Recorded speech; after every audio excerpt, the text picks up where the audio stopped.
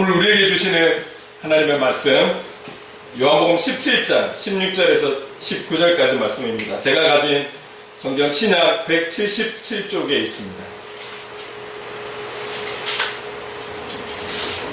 요한복음 17장 16절에서 19절까지 제가 이 말씀을 봉독할 때 하나님의 음성을 들으시기 바랍니다. 내가 세상에 속하지 아니함 같이 그들도 세상에 속하지 아니하였사옵나이다. 그들을 진리로 거룩하게 하옵소서. 아버지의 말씀은 진리니이다. 아버지께서 나를 세상에 보내신 것 같이 나도 그들을 세상에 보내었고 또 그들을 위하여 내가 나를 거룩하게 하오니 이는 그들도 진리로 거룩함을 얻게 하려 함이니이다. 아멘. 오늘 본문으로 진리로 거룩하게 하옵소서라는 제목으로 함께 말씀을 나누려고 합니다. 늘 우리가 이제 요한복음을 쭉 계속 진행하고 있기 때문에 시작 때마다 다른 이야기 하지 않고 지난주 설교에 대한 핵심적인 부분들을 언급하면서 계속 내용은 연결이 되고 있기 때문에 또 한번 돌아보고 또 기억하면서 본문으로 들어가게 되죠. 지난주 같은 경우에도 참 중요한 말씀들이었습니다. 사실 이렇게 그렇게 막 중요한 부분이었으면 과거에 제가 좀 깊게 보았을 것인데 그냥 쭉 읽어갔던 것 같아요. 그래서 말씀을 준비하면서 더 저 개인적으로는 참 은혜가 많이 되고 있습니다.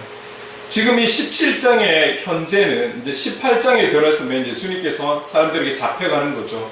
이제 그러면 이제 정말 마지막 고난의 길에 들어서시는데 그러기 직전에 그 귀한 시간에 주님은 기도하고 계시는데 얼마나 기도 제목이 많으시겠어요.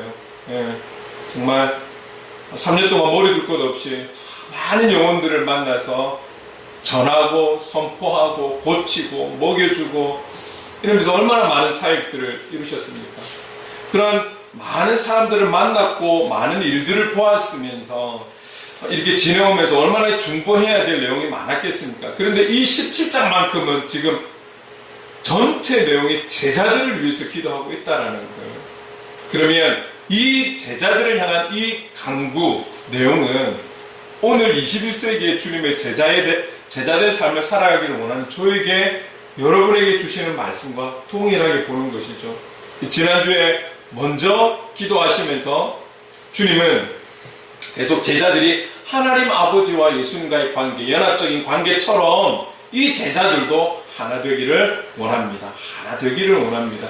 그런데 이 하나 되는 게 참 쉽지 않다는 걸 우리는 잘 알고 있어요.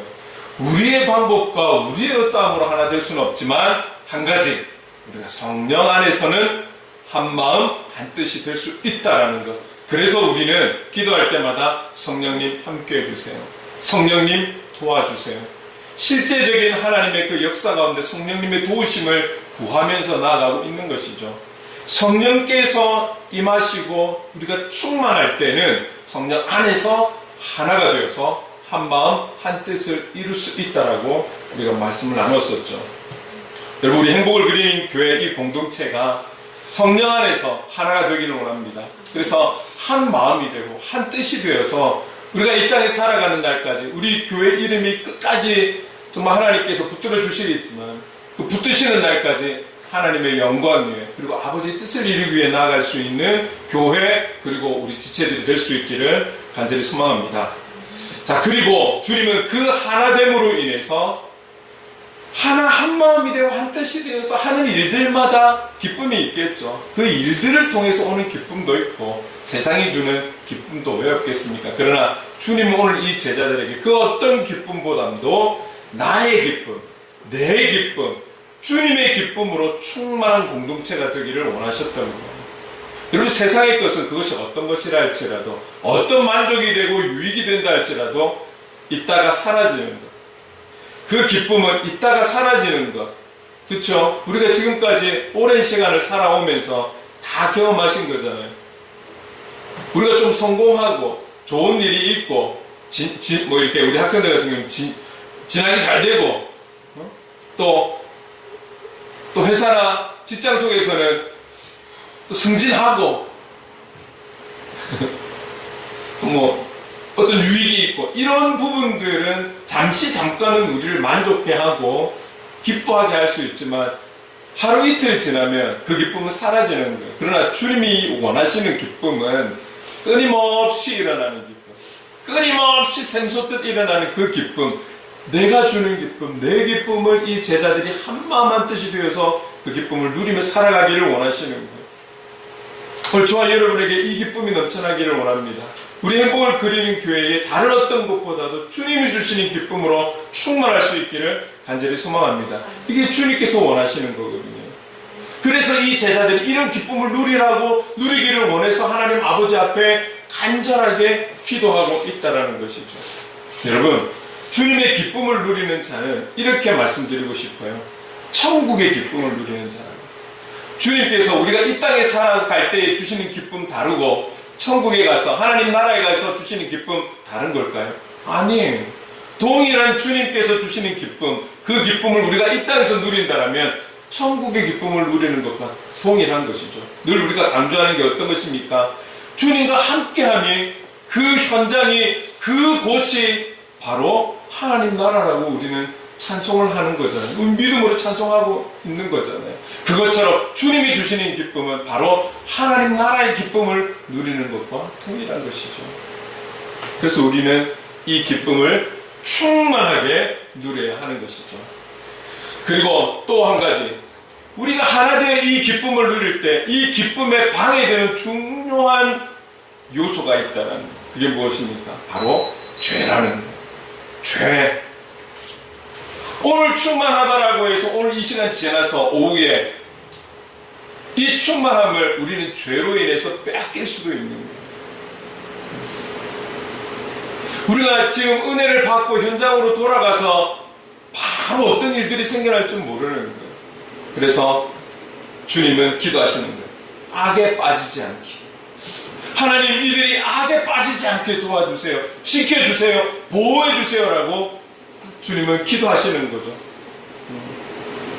여러분, 여기에 우리가 민감해야 하는 것입니다. 민감해야 되는 거예요.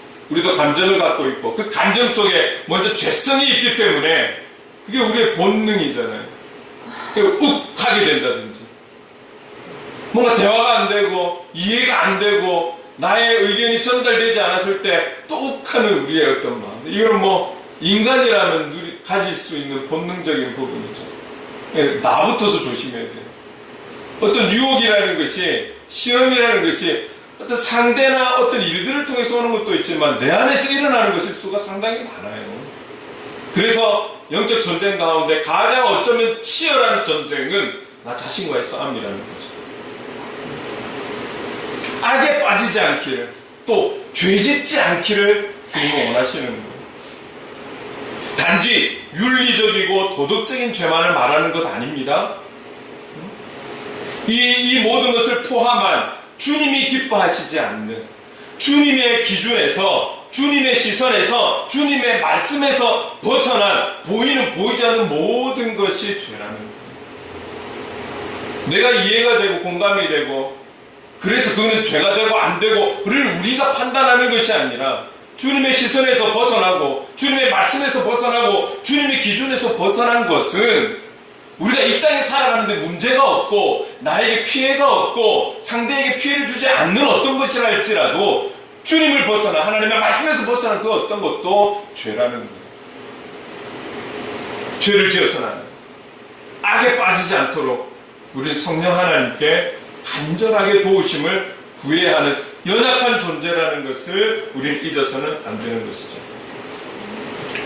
아마 주님의 이 하나님 앞에 제자들을 위해서 간절하게 기도하는 간구는 다시 주님이 오시는 그날까지 이어지지 않을까요?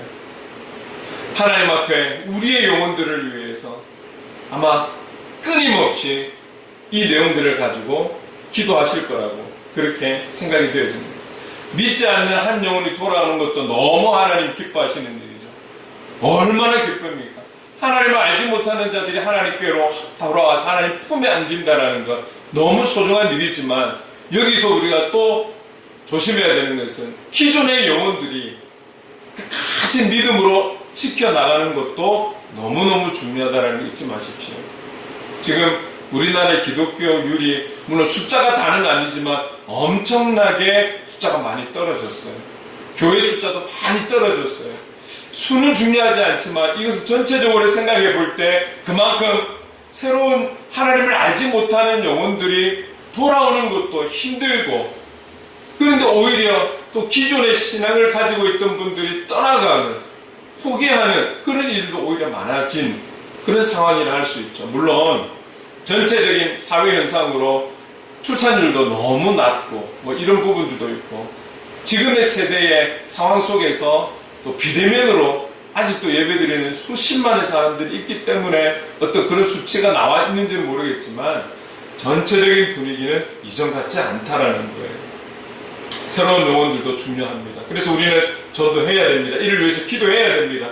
여러분들의 삶의 현장에서 그리스도인답게 살아가기 위해 본분을 피셔야 합니다. 그리고 우리 자신도 주님은 기뻐 보시고 소중하게 여기시기 때문에 우리의 영혼들이 어떤 문제로, 어떤 관계로 인해서 흔들려서 신앙 포기하는 이런 일이 생겨서는 안 되는 거예요. 주님 마음 엄청 아프신 거죠. 모든 한 영혼이 중요한 거예요. 그래서 우리는 죄를 지으면 안 돼요. 악에 빠져서는 안 돼요. 그들의 유혹에 빠져서는 안 돼요. 그래서 깨어 기도할 필요가 있는 것이죠. 이런 부분들을 지난주까지 주님은 이 17장 내용 안에 제자들을 위해서 간절하게 하나님 앞에 기도하셨습니다. 그리고 오늘도 이어서 계속 말씀하시는 거예요. 17절 같이 한번 읽어보겠습니다. 시작. 그들을 진리로 거룩하게 하옵소서. 아버지의 말씀은 진리입니다. 이 17절을 오늘 주제절로 제가 삼았는데, 주님은 제자들이 거룩하기를 원하는 거예요. 거룩한 삶을 살기를 원하는 거예요. 오늘 저와 여러분이 이 땅에 살아가면서 거룩한 삶을 살아가기 원하시는 거예요. 이거는 지금 주님이 말씀하시는, 기도하시는 이 내용에서만 이야기하고 있는 것 아니에요. 이미 오래전 구약에서부터 하나님은 거룩을 강조하셨어요. 그래서 레위기 11장 45절에 같이 읽어볼까요? 시작. 내가 거룩하니 너희도 거룩할지어다. 내가 거룩하니 너희도 거룩해. 하나님은 우리에게 이미 오래전 과거에서부터 우리가 거룩하기를 말씀하고 있는 거예요. 자, 여기 레위기 11장 방금 읽은 45절에 나와 있는 거룩이라는 단어의 뜻은 우리가 잘 알고 있듯이 성스럽고 위대하다, 이런 뜻을 우리가 갖고 있어요. 그래서 우리가 생활하는 가운데 이 거룩이라는 단어를 우리가 이 단어를 쓸 때면 이런 좀 느낌을 받는 것 같아요. 왠지 거룩이라는 것은 뭔가 좀 묵직한 분위기, 웅장하고 근엄하고 아주 위엄이 있는 그런 분위기를 연상하는 것 같아요. 음악 같은 경우에도, 찬양 같은 경우에도 활발한 리듬, 이런 리듬보다는 뭔가 좀 많이 변화가 없는 묵직하게 전달이 되는, 악기를 따진다라면 뭐 얼마 전만 해도 여러분 실용악기는 사실은 교회 예배당에서 잘 쓰지를 않았죠. 세상악기라고 해서. 그리고 대표되는 악기가 보통은 오르간이었어요. 파이프 오르간 이런 거 있잖아요. 그래서 그 파이프 오르간으로 막 화려한 음악도 있지만 대부분 예배 전에 쫙 깔아주면서 아주 그 웅장하고 묵직한 그 오르간이나 파이프 오르간에서 오는 소리가 참 우리를 참 뭐라고 이야기할까요? 좀 그럼하게 만들어주는 그런 소리의 능력이 있거든요. 근데 그런 것들을 우리가 연상을 하는 거예요. 우리가 보통 일반적으로 거룩한 예배가 되게 하옵소서, 우리가 이런 표현을 많이 하고 있잖아요. 이런 것처럼 조금 전에 말씀드린 그런 느낌의 예배, 왠지 조용하고 뭔가 이렇게 침도 꼴딱 삼키기가 어려울 정도의 분위기, 이런 분위기가 근엄하고 거룩하고 이런 거를 거룩이라는 단어와 자꾸 연관 짓는 것 같아요. 그게 우리의 고정관념인지는 모르겠어요. 그래서 수년 전만 하더라도 사실은 거의 대부분 우리가 예배 드릴 때 목사님들이 가운을 입죠. 최근에 와서는 저도 그렇지만 어떤 절기 때를 제외하고는 가운을 벗어요. 그래 전통을 강조하는 교회에서는 아직도 가운을 입고 목사님들께서 말씀을 전하시죠. 뭐 악기들이 있으면 거룩하지가 않다느니, 과거에는 참 그런 말들이 많았지만 요즘에는 또 그렇게 잘 쓰지는 않아요. 근데 여러분, 우리가 한번 생각해 봅시다. 거룩의 근본이 무엇입니까? 거룩. 가운이 거룩입니까? 목사님들이 입는 가운이 거룩이에요? 악기가 거룩이에요? 그래서 악기를 두면은 뭐 거룩이고 이 악기 때문에 거룩과 거룩하지 않다라는 것을 판단 지을 수 있는 도구가 되는 것입니까? 조용하면 거룩인 것입니까? 지금 생각하면 참 사실은 말이 안 되는 내용이죠. 왜 거룩을 어떤 형태의 모습에 우리가 비유하고 있는지 잘 모르겠어요. 우리가 할 수 있는 어떠함, 사람이 할 수 있는 어떠함으로 이 거룩을 만들어갈 수 있을까요? 거룩의 근본은 하나님이세요. 내가 거룩하니라고 이야기한 것은 내가 거룩이라는, 거룩 자체라는 거예요. 영적인 아버지가 거룩이니 너희도 거룩해야 하지 않겠니? 라고 말씀을 주시는 것이죠. 그렇다면 거룩의 근본이 그분이시라면 우리가 어떤 모습으로 예배를 드리든지 어떤 장소에서 예배를 드리든지 그곳에 거룩의 근본이 되시는 하나님께서 함께 하실 때 거룩한 예배가 되지 않겠습니까? 화려하고 멋지고 웅장하고 엄청난 모든 것들을 우리가 잘 준비해서 예배를 화려하게 드린다 할지라도 거룩의 주체가 되시는 그 하나님께서 임재하시지 않는 예배라면 거룩한 예배는 될 수가 없는 거예요. 그거는 종교 행위가 되는 것이죠. 이것을 우리가 잘 구별해야 되는 거예요. 여러분, 아프리카 이런 곳에서 우리 선교사님들이 라이베리아에 계시고 또 부르키나파소에 계시지만 이런 아프리카의 원주민들이 건물 잘 지어가지고 말이죠, 파이프오르가 갖다 놓고 그렇게 예배드려요. 음향 쫙 멋지게 해가지고 아니잖아요. 그냥 막 텐트도 좋고 천막도 좋고 거기서 악기가 필요 있습니까? 그들이 갖고 있는 민속 악기 하나 가지고 두드리면서 춤추며 그곳에 하나님의 성령, 하나님의 임재하심이 있을 때 그 예배가 거룩한 예배가 되지 않겠습니까? 손뼉을 치고 소리를 지르고 환호성을 지르고 부르짖어 기도하고 무릎을 꿇고 두 손을 들고 찬양하고 이러면 거룩하지 않는 것일까요? 거룩한 하나님께서 계시기 때문에 그런 행위를 하는 거예요. 그분은 우리의 두 손을 받기를 원하시는, 그분은 우리의 환호성을 받기를 원하시는 분이죠. 그분은 우리의 간절함을 받기를 원하시는 분이에요. 그분이 만드신 모든 이 땅의 악기가 다 하나님을 찬양하기를 원하시는 거예요. 여러분, 지금 이러한 내용은 시편에 다 나와 있어요. 제 이야기가 아니에요. 그렇게 찬양하라, 그렇게 경배하라, 그렇게 예배하라고 나와 있는 말씀이에요. 무릎을 꿇으면 안 됩니까? 쫙 엎드리면 안 됩니까? 하나님을 향해 내가 할 수 있는 최선의 자세로 쫙 엎드린다는데 누가 말입니까? 그런 거를 놓고 판단해서 경거망동하느니 거룩하지 않다느니 잘못된 거예요. 하나님은 거룩하신 분입니다. 그분이 함께 하시는 예배는 거룩한 예배인 것입니다. 그분과 함께 우리가 세상을 향해 나아갈 때, 현장으로 나아갈 때 그곳은 거룩한 곳이 되는 줄로 믿습니다.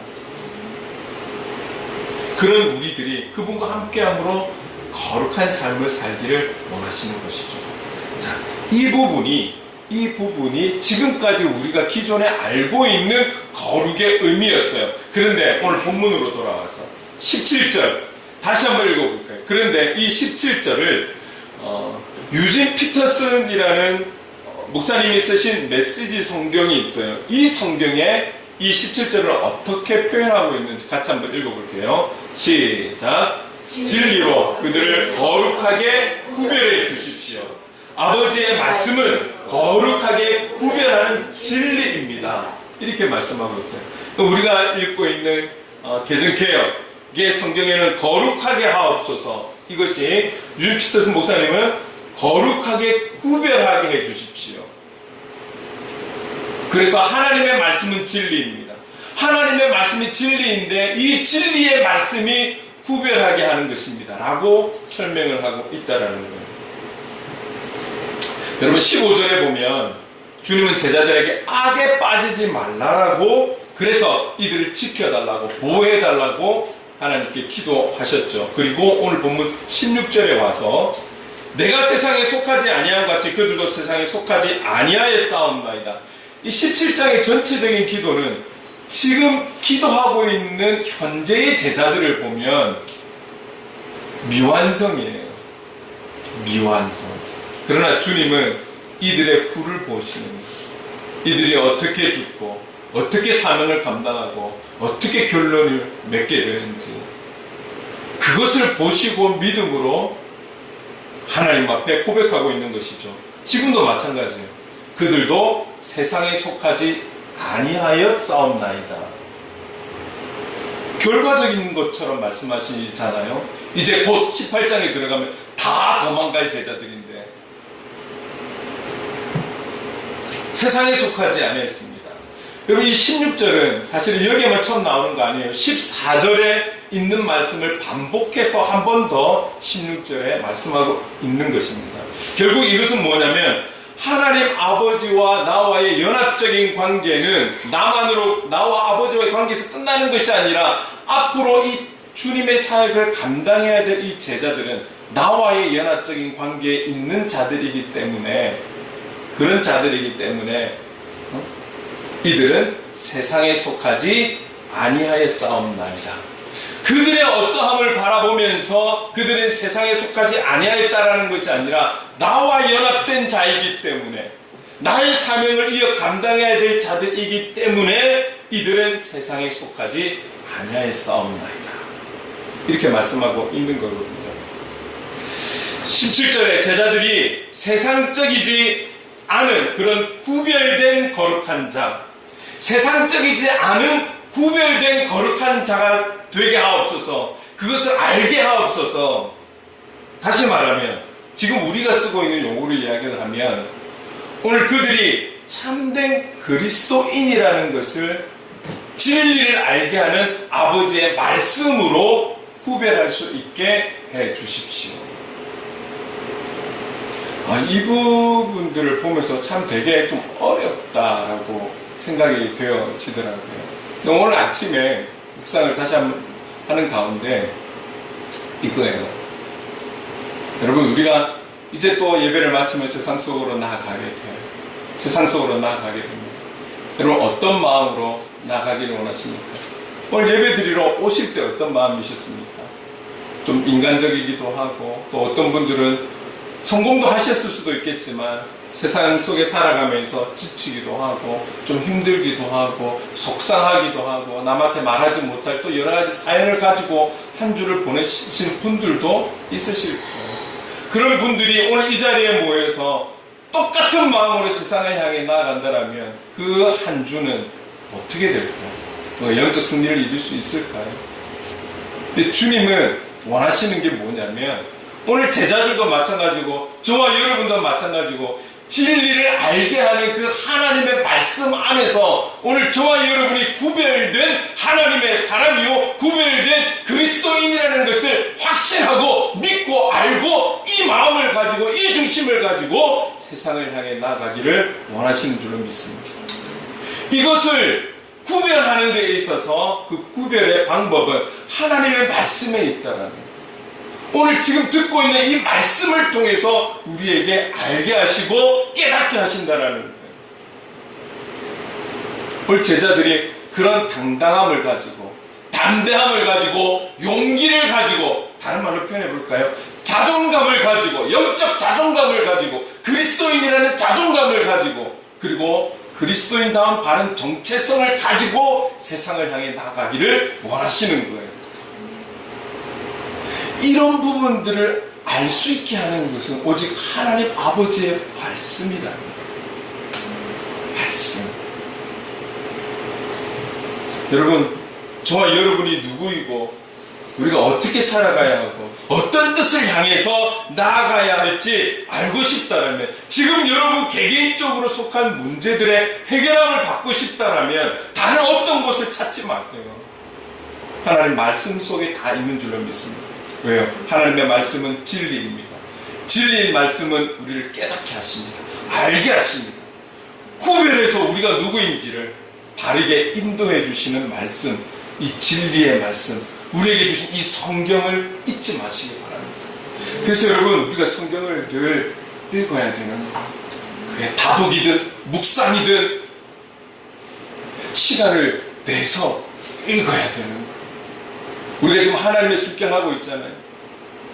참 이 성경은 좀 너무 방대하니까 그래도 딱 주어진 본문 내용들이 있잖아요. 짧게. 그러면 시간을 투자를 하셔야 돼요. 그래서 그 하루에 주신 중심적인 말씀을 붙들고, 그리고 정확하게 그리스도인이 어떻게 살아가야 될지에 대해서 하나하나 말씀해주고 있잖아요. 다른 거 많이 생각할 필요 없어요. 그 한 가지 붙들고 오늘을 살아가는 거예요. 그 한 가지를 붙들고 또 깨닫고 또 살아가는 거예요. 실천하는 거예요. 주님이 우리를 완벽하게 되기를 원하시는 것 아니에요. 중요한 건 주님이 우리를 부르시는 그날까지 포기하지 않고 낙심하지 않고 예수의 이름으로 일어서서 또 그렇게 살아가고 또 그렇게 살아가고, 그를 원하신다는 거죠. 그래서 여러분, 우리가 주님 앞에 드리는 시간을 아까워해서는 안 돼요. 우리가 폼 잡고 좋은 곳에서 커피 마시는 거는 좋아하는데, 우리 하나님 앞에 20분을 드리고 성경을 읽기 위해서 20분을 드리고 이 시간을 아까워해서는 안 되는 거예요. 하나님의 말씀이 진리를 알게 하는 우리에게 주신 큰 축복임을 여러분 확신할 수 있기를 바랍니다. 그렇기 때문에 주님이 지금 말씀하고 있는 거잖아요. 이것을 진리 되신 하나님의 말씀을 통해 제자들이 알게 되기를 원합니다. 그들이 구별된 자들이라는 것을, 세상과 다른 구별된 자들이라는 것을 이들이 알고 깨닫기를 원합니다.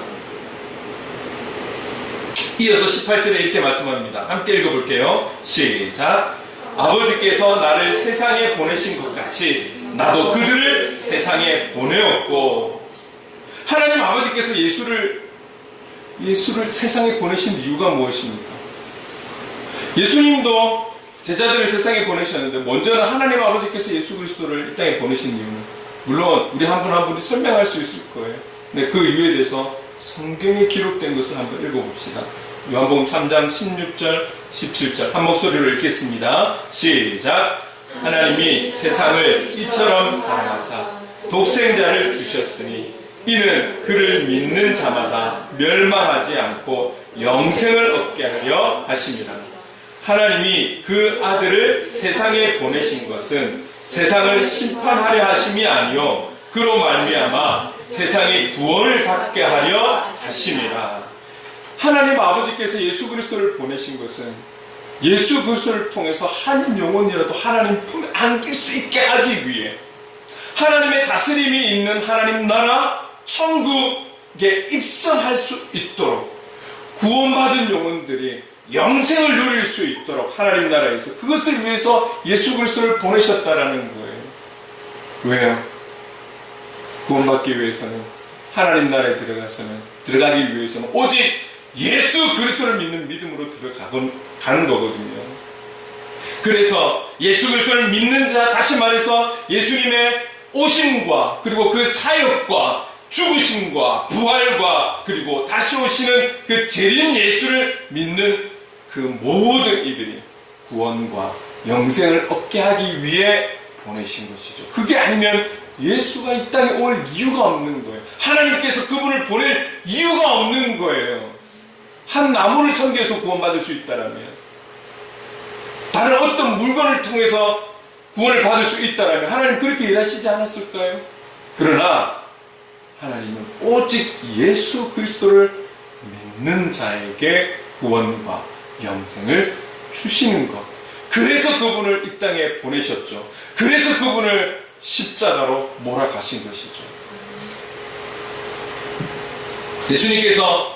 예수님께서 제자들을 세상에 보낸 것은 또 무엇일까요? 예수님께서 제자들도 세상에 보내었다라고. 그러면 아버지께서 예수님을 보내신 것처럼 예수님도 그 사명을 감당하기 위해서, 이어서 감당할 수 있도록 하기 위해서 제자들을 세상에 보내신 것 아닐까요? 그럼 이거를 좀 성경으로 우리가 한번 읽어봅시다. 사도행전 1장 8절 함께 읽겠습니다. 시작.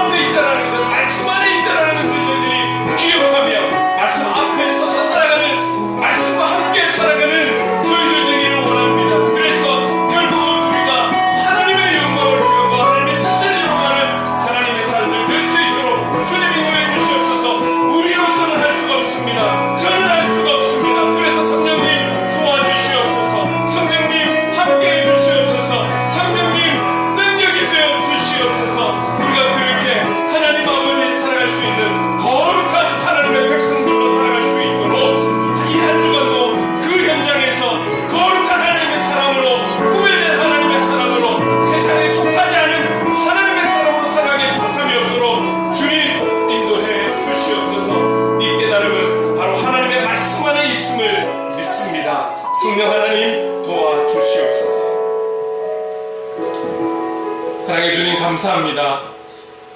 오늘 이 말씀이 누군가가 아니라 우리가 거룩한 삶, 참된 그리스도인의 삶, 하나님의 뜻을 이루는 삶을 살아가야 할 하나님의 사람인 것을 주신 말씀을 통해 알고 더욱 우리가 삶의 예배자로 힘써 나아갈 수 있도록 인도해 주시옵소서. 주님의 우리를 향한 그 간절한 기도를 우리가 이제 알았사오니 아버지, 그 말씀대로, 그 기도대로 그렇게 하나님 구별된 하나님의 사람으로 자존감을 가지고 충만함을 가지고 담대함을 가지고 용기를 가지고 세상으로 향해 나아갈 수 있도록 인도해 주시옵소서. 예수님의 이름으로 기도드립니다. 아멘.